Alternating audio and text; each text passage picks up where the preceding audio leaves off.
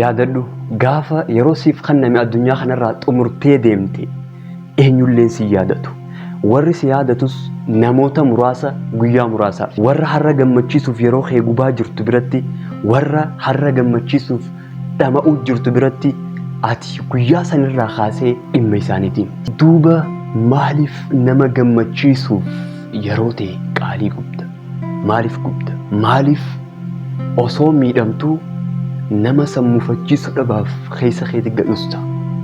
Maaliif kabajaa nama tokko ol kaasuuf kabajaa fi ulfina kee gabbuusta? Maaliif gabbuusta?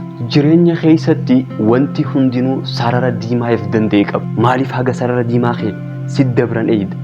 Maaliif eeyida? Dhugaan jiroo kana warri yeroof dibbee siif tuman yookaan dibbee tumtuuf dhumarra sin fayyadan.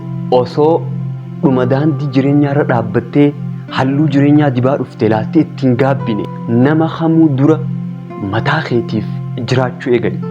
Nama kamuu dura mataa keetiif amanamaa ta'uu eegali. Steve Jobs akkas jedha, yeroon asirra jiraattu gabaabduudha. Osoo jireenya namaa jiraattuu jireenya kee hin gubin.